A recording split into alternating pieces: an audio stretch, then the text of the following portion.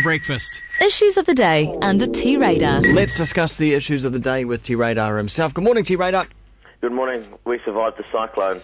Now, which particular? Because this time last week we were preparing, we were battening down the hatches for this cyclone. A Wednesday, I think it was, wasn't it? That's right. Yes. It was gentle as far as cyclones go. Yep. I sort of had some chums coming around to do some work, and we thought, we'll call it off that day, and then not a drop of rain. No. But then a few days later, thump. Yeah. Gosh, it's one of those things. Sort of that endless fascination with the weather, isn't it? I just wish they should never talk it up. Don't talk it up. Let's just let it happen. That's exactly right. And unfortunately, I was away for it. I was down in Golden Bay at the Wine and Food Festival down there, which was a little bit gusty and a bit overcast, which was a shame, but certainly nothing like it was up in Auckland town. No. Yes. Oh, that sounds a very nice place to be. There were also was it the Wings over Wairarapa? Well, that's not anywhere near there, of course, but there were a few events on the weekend. Cancelled some of the displays there. They had what are they called? The red yellow checkers. Is that them? What's that? Yeah, they were back in the air. Back in the air, first time since the accident claimed one of their number about a year or so ago, and they're always fantastic. So you ever seen sort of any aerobatics? Oh, I have. Just amazing. Ever been in an aerobatics plane? No. Phenomenal. Really? Oh, yes. You've done that? Used to operate one down in Queenstown. You could do it as a bit of a jaunt, and the G-forces. It's like it's like all of your stomach organs are trying to force their way out of the pores of your forehead. It sounds terrible, but it's actually quite phenomenal. Did you lose your lunch? No, I didn't. I loved it. Wow. So you you're do that upside again? Down, flying over the top of the skiers.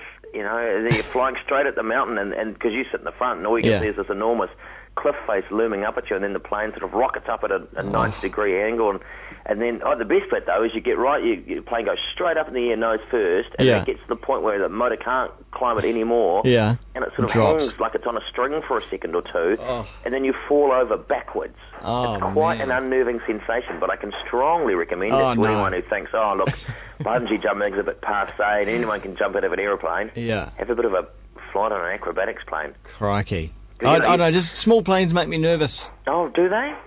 Because you see it, it's one of those great sort of spectator sports that I can't believe they can ever do in populated areas, is those, they're flying those little planes between those big cones and rivers and things in the middle of town. Yeah. You see it on the telly every so often, you think, it doesn't seem overly safe to have that in the middle of London or wherever it may be. No. No, but I guess these pilots know what they're doing, so it's good to see those checkers back up there doing what they do. Very good, and hopefully they can continue to travel around the country, showing us what it is they can do. And should there ever be a war requiring some kind of air defence, we can bamboozle the enemy with our acrobatic skills. Well, talking about war and whatnot, what's going on in Russia with this explosion at the airport there? Look, I can only imagine it's probably some kind of Chechen separatists. They're the people you immediately sort of springs to mind, but I guess Russia's got several other sort of fronts, terrorist, we say terrorist, freedom fighters, liberators, depending on which side of the spectrum you view them from, and always a number of bombings in Russia. I think there was a mall a few years ago, and Moscow's one of those places that kind of attracts that sort of thing. Funny kind of place. No, not at all. I was there once, and I went there on a Kon-Tiki tour excursion, which was a mixture of kind of horror and bemusement. And that was just the tour. This is not something you did recently, obviously. No, it was probably about 8 or 9 years ago, I think. And, and just the kind of the extreme poverty there. There's no kind of social welfare system, so you've got all these elderly people who've got no money out on the streets, kind of begging, all saying, look, it was better under communism because people looked after us, and then here we were with these sort of young Westerners, and in the middle of this kind of gloomy sort of Russian economic downturn, there they were popping the bottles of faux champagne in Red Square and getting drunk and chanting. I sort of moved discreetly off to the side so as not to be part of it, but yes. The thing that puzzles me about that, the people in that part of the world, and it's both with males and females, very attractive young people, and then suddenly, at some point, they all lose their teeth. Things That's a don't polite way go of putting well. it, isn't it? Yes, there is, and some of the most beautiful sort of young, well, particularly young women in the world. And then, somewhere along the way... And what happens there? Don't know. There's what no happens, in-between. The diet or genetics, I don't know. But there's no in between. It's like there's a whole generation that doesn't exist. Yeah.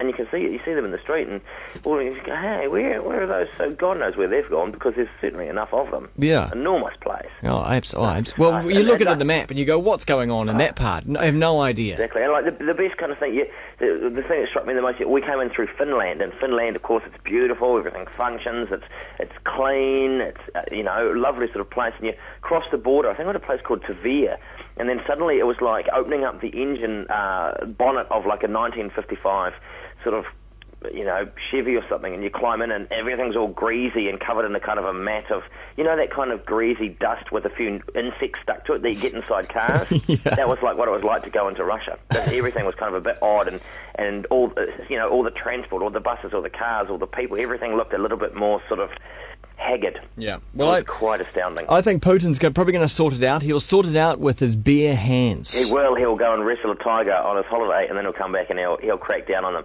Yeah. Yes. So whoever it was, I can imagine bad times for them. But I suspect if there's no call to take it in those people. Life, it struck me when I was over there, has very little worth. So was it a Kon-Tiki type tour that went up New Zealand's steepest streets? I believe so. One of those sort of the news articles sort of said that what was it, like a magic bus or something like that. I don't think it was like full of pixies and wizards. Decided that what would be really great for to take its tourists for a bit of a scenic look around Dunedin was to go up Baldwin Street, which is of course the steepest street. I think it's the steepest street in the world, isn't it? Certainly a steepest street in the country. I've never been up, but is there an exit at the end? Like, no. No. Right. No, you've got it's to a get up and then cul-de-sac. you've got to do a sort of a dubious U-turn, and you look at it and you think, oh, that's not too bad, and then you get up there and you think, oh, geez, this is actually pretty steep. So the police described it as foolhardy and foolish. So they said it was silly to take a vehicle of that size up there. So if the bus tried to turn around, it would probably fall over. Well, there's not a lot of room to turn it around, and I'm not sure what size bus it was. But, there certainly isn't all that much room to do a several-point turn at the top of the street. So did they have to be rescued? What happened? No, I don't. Well, one of those news articles that sort of has just not enough information. Because I'm telling you, if he went up there and came back down, good on him. That's right. It would have been a legend, and they would have gone away going, oh, mate, our bus driver went up there. So that was You think, oh, hey, great, but no. And that was a magical bus tour. Yeah, well, and the thing is, it's not like you can get away with it. It'd be Twittered and Facebooked and MySpaced and Beboed, and the social network would run amok with it. Well, so is the solution to this problem with kids being tempted by fast food to chuck them all on a bus and send them straight to school? Well, look, we'll have them rounded up at their gateway, do you think? Give this magic bus guy some community service and send them around to pick up children so they're not tempted by the myriad of fast food outlets. Because apparently it's a big problem. Apparently so. Yes, they say children have to run the gauntlet of these fast food outlets. And they say outlets are, they're 5 times more likely to be clustered around schools. So terrible. And, even where I am in Henderson, or in Waitaki, they said, I think, 24 and a half fast food and convenience stores per 1,000 pupils within 800 metres of a school, compared with 9.7 in richer areas. But, it's like down by the high school where I am, there's 2 dairies and a takeaway shop in one little block of shops. Yeah. Quite why they have 2 quite large convenience stores there, I'm not entirely sure. Because you can never have enough K-bars. You can never have enough K-bars. Now, I told you I saw the machine, didn't I? But no. The K-bar machine. Oh, when you visited it, where they make them. I did, down right. At Whitaker's there, and they've got the original K-bar machine that is, it's like 60 or 70 years old. And it was the one that they got the formula right, and it's the one they continue to use. Every K-bar in existence has come off this beautiful old machine. They should have a viewing window. Yeah. So that you can go in and you can look at this beautiful sort of thing. I know they do various other bits and pieces on it, and unfortunately the K-bars weren't being produced that day, and I felt I felt there was an emptiness inside me that I couldn't see them coming off. Boy, I bet they kept that one well oiled, because if it ever broke down... Oh, exactly. But, in my day, did you run the gauntlet of sort of dairies with pies and fast food shops with some chips and ice creams? Yeah, I suppose in the afternoon... No, actually, no, I would probably have to have gone out of my way. Right. But sometimes, it's just a thing, you get a pie after school, why not? Or at lunchtime. You get a pie at your lunchtime or something like that, mate.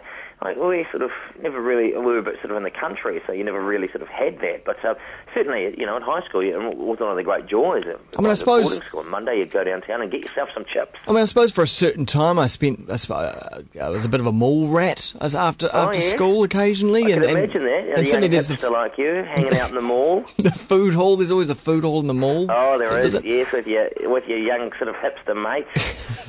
Just hanging out at the music store. Exactly. Gosh, no. Like when we were there, as I say, we sort of Monday was our day to go downtown at boarding school, and you'd rush off and you'd get your dollar's worth of chips, and then the cooking staff and the matrons would take enormous pleasure every sort of 3 or 4 weeks to then put fish and chips on the menu for dinner.